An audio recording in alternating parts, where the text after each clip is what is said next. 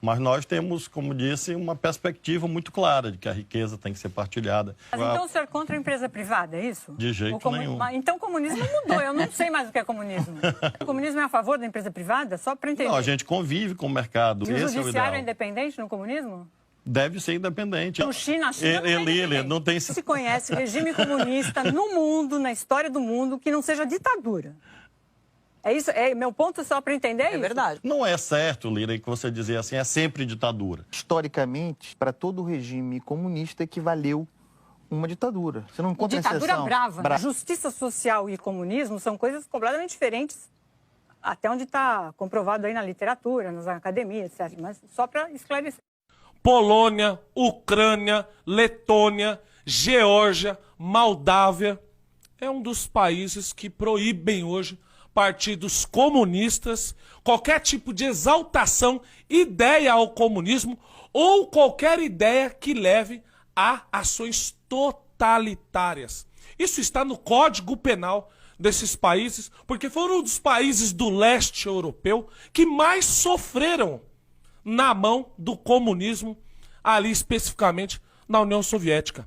O comunismo no mundo, ele matou mais de 100 milhões de pessoas em todo o mundo, principalmente na Europa, países leste europeu e a Ásia, ali quando a gente fala de Camboja, quando a gente fala de Vietnã, China, por exemplo. Só a China matou 65 milhões de pessoas. E aqui também, nos anos 50, na América Latina, países como Chile, Cuba, República Dominicana, esses países aqui foram responsáveis por mais de 150 mil mortes.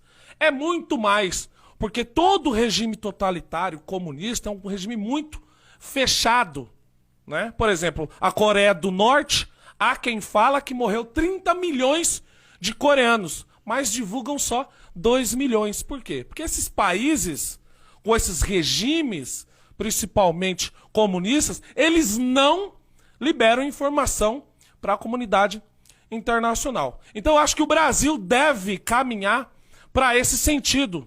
Elegendo o Bolsonaro e renovando o Congresso, nós precisamos pautar aqui uma emenda constitucional, ou até mesmo o presidente convocar uma nova constituinte para a gente colocar como cláusula pétrea na nossa Constituição que é proibido partido comunista aqui no Brasil. E isso é importante nós debatermos isso agora, que isso deve ser pauta para ser discutida no próximo governo do Bolsonaro com o Congresso renovado para ter chance de ser aprovado isso. Infelizmente, no Brasil, nós temos partidos que defendem esses tipos de regimes totalitários, de governos que só mataram no mundo, e são protegidos ainda pelo TSE, Tribunal de Justiça Eleitoral. Estão legalmente defendendo, dentro dos seus estatutos, o mais puro regime comunista, para que se um dia consiga chegar ao poder aqui no Brasil, através da democracia. É muito engraçado isso, né? Eles vão usar a democracia, ou tentam, para chegar ao poder, e quando chegar ao poder, nós sabemos muito bem o que eles querem fazer. O líder principal da esquerda e do comunismo aqui no Brasil foi fazer um tour na Europa, defendendo o Maduro da Venezuela e defendendo, aplaudindo Daniel Ortega, que recentemente ganha as eleições de fachada na Nicarágua, mandando prender opositores, fechando partidos opositores, assassinando opositores, burlando as urnas, falsificando o voto. Mesmo assim, o PT ele vai a público na Europa defender e vangloriar, parabenizando esses ditadores comunistas. O Brasil, na sua essência pura, que não esconde a cara, é o PT, PCB, Partido Comunista Brasileiro, e a sua ala jovem, UJC, a União da Juventude Comunista, o PCdoB, Partido Comunista do Brasil, o PSTU, Partido Socialista dos Trabalhadores Unificados, o PSO, Partido da Causa Operária, e o P, Unidade Popular pelo Socialismo. Tem o PSB também, mas é o que menos faz barulho. Então, é muito fácil hoje você defender esses malucos de esquerda, defender a instalação de um regime de terror que matou mais de 100 milhões de pessoas pelo mundo. Por quê? Porque eles estão num país democrático, protegidos pela justiça. O presidente ele pode tomar uma facada em campanha e ninguém é preso nem investigado, né? Não sabe até hoje quem é os mandantes. Pode chutar a cabeça do presidente ali na quadra e continuando a ameaçá-lo de morte pelas redes sociais, mas você não pode defender ele nas redes sociais, sendo preso, sendo tolhido, sendo desmonetizado e ficando lá fora precisando pedir asilo político, como está lá o Alan dos Santos. E assim, para te dar um pouco mais de dados dessa barbárie, o regime de Mao Tse-tung, né, do comunismo chinês, só a China foi responsável por 65 milhões de mortes. Só dentro da China, estou falando da população que foi morta de fome ou executado, opositores sendo presos ou em campo de concentração.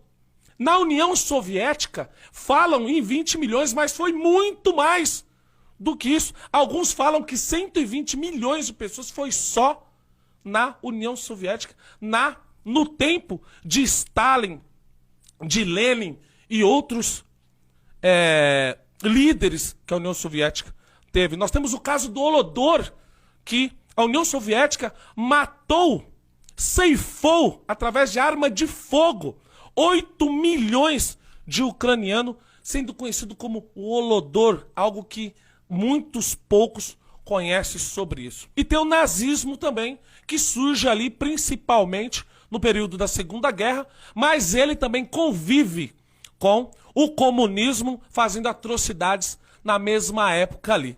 Então esses 5 países do leste europeu que proibiram qualquer tipo de exaltação, propaganda ao comunismo, também proibiram de forma dura o nazismo, colocando ele na mesma faixa.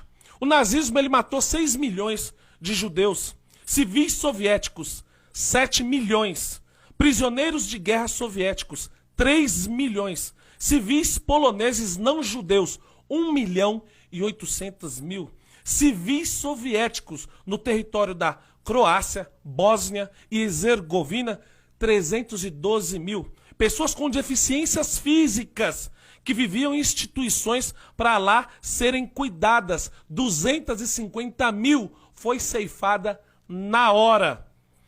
De ciganos, lá em Roma, 250 mil.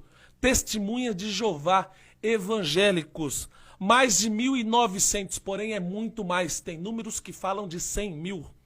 Criminosos, reincidentes e aqueles denominados como antissociais, mais de 70 mil.